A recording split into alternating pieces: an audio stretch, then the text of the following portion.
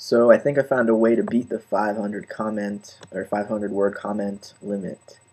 I'm just going to read the post that Darwinshamster left and then read my response that I typed in the post comment box, but is way over 500 words. So Darwinshamster said, if you taught people to be selfless, then wouldn't they selfishly act selfless because they wouldn't want to disappoint their teachers?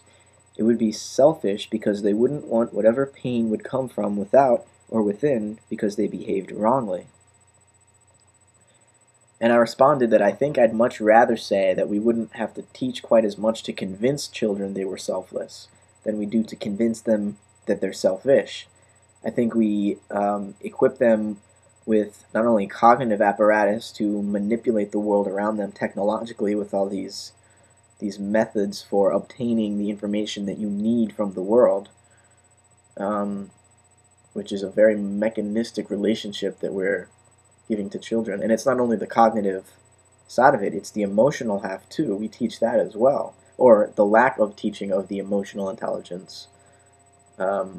Really, it atrophies that skill, and adults grow up never having achieved basic emotional maturity because it's not something that the schools teach them, and if they don't learn it from their parents because they had a very stressful home life, then they're just shit out of luck, I guess.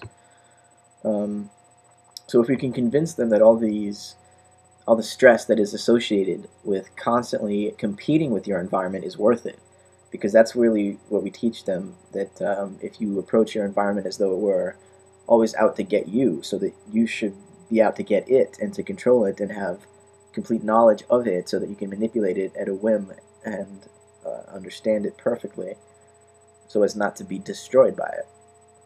But that is all as if you're not going to die one day, and as if your birth and your death are contained by eternity, and that you are therefore always in eternity. And yet you're acting as though you're separate from something? Are you crazy? And not you, Joe, but just, I'm talking to myself. But I'm also talking to you.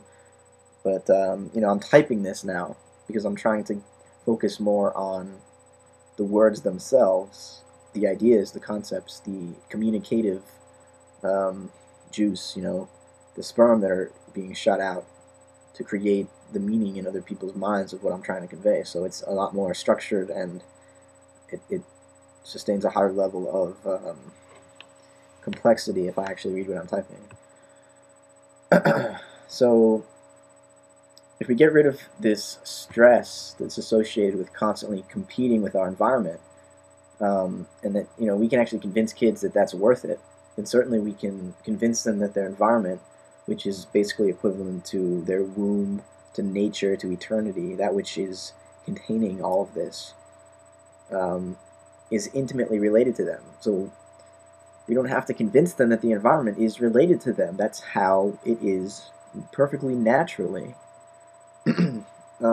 So they're not separate from it, and we shouldn't ingrain ideas of separation into them or barriers of separation into them. And this isn't to say that we should just let them walk around blindly open to the world, because there's a lot of bad people out there, right? And they might want to manipulate these children into being whatever that person wants them to be, and an open-armed, compassionate person who's naturally selfless will just say, "Oh, okay," and they'll walk right into their own murder or rape or whatever. So I'm not saying that we should let that happen. It's not that we just become totally open to whatever the world wills. It's that we realize there's no will out there. There's no will in here. It's always been a relationship between two halves of the same organism.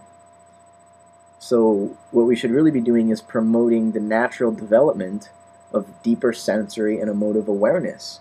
Children can do that naturally. The idea of drilling the alphabet into them and the ability to write and read and pass multiple choice exam tests and write good college entrance exam essays, and a few of the really bright kids will end up going into academia, and they'll be part of education forever, the same system of producing papers to talk about ideas. Actually, the majority of the kids are going to go out into the workforce, right, with their bachelor's degrees, and then maybe a few are going to get lost in the middle somewhere, doing their own thing in the private sector, which is interesting.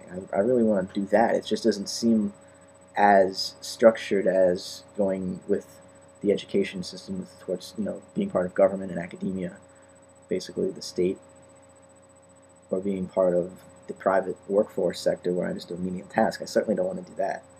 So I'm left with academia or the private sector. And it's a tough, I want to get the degrees in the academia, but because, in academia, you're going to learn facts. They're going to teach you a lot of facts, but they're not going to teach you any feelings. And that's true in elementary school, too. They're not teaching you feelings. They're teaching you rules, conceptual rules, facts, laws that you are to follow. Because we've got the game of humanity all structured out and ready to hand to them. We're not interested in their amendments. We're not interested in their feelings. Because this is the way it is. We've got the law book. Learn it. Obey it. You'll be good. You'll be a real human being, a real person. We don't allow any creativity to influence us from them. We think we're the teachers and they're the students, when really, if any learning is to occur, there can't be a teacher over here and a student over here. That can be a sort of memorize these words with these definitions type of learning, but that's more just memorization of, it's rote memory and memorization of discrete facts in a structured, firm way. There's no originality, no creativity, no actual thinking. The children aren't being taught to think for themselves. They're being taught just to repeat what the teacher says. So if any learning happens, the teacher and the student are, one process of ongoing understanding, of knowledge and action as one process that isn't the knowledge isn't only on the teacher side and the action of, copying down the definitions on the student side. There's a relationship between the two, and the teacher has to pay attention as much to the students as he does to his own material that he's trying to present. Because if he just presents the material and ignores the students, most of them aren't going to learn a fucking thing. They're just going to, maybe they'll pass some of the tests, and some of them probably won't even care, and they'll just get D's because the teacher gives enough ditto work that you can find the answers directly from the book to allow everybody to pass no matter what, even if they don't know anything.